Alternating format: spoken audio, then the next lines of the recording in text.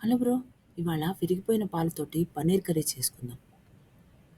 ముందుగా ఒక 2-3 spoons of oil బాండీలో వేసుకొని, అది వేడైన తర్వాత పోపు దినుసులు వేసుకొని, అవి ఫ్రై చేసి, 2 గార్లిక్ చిన్న చిన్న స్లైసెస్‌గా కట్ చేసి, అది కూడా ఆయిల్‌లో వేసి ఫ్రై చేసుకోండి. దీనివల్ల గార్లిక్ ఫ్లేవరు, అరోమా ఆయిల్‌లో ఎళ్తుంది. తర్వాత పచ్చిమిర్చి సన్న సన్నగా తరుక్కొని, అది కూడా ఫ్రై అయిన తర్వాత ఆనియన్ చిన్న చిన్న స్లైసెస్ చేసుకొని, అవి కూడా 2 వేసి ఫ్రై చేసుకోండి.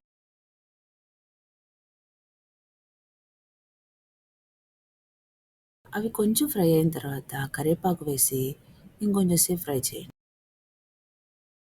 ఆనియన్ అంతా ఫ్రై అయిన తర్వాత 2 టమాటాలు కట్ చేసి మగ్గించుకోండి. తర్వాత కొంచెం పసుపు, ఉప్పు, కారము వేసి ఇంకొంచెం సేపు మగ్గించుకోండి. తర్వాత విరిగిపోయిన పాలతో చేసిన పన్నీర్‌ని ఈ మిశ్రమంలో కలిపేసేయండి. ఒక 5-10 మినిట్స్ లో ఫ్లేమ్‌లో ఫ్రై చేసుకుంటే చాలు bro.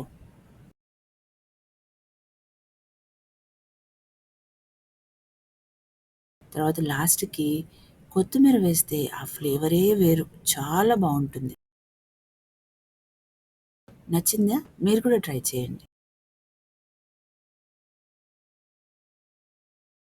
Please like, share and subscribe to my channel. See you in the next video.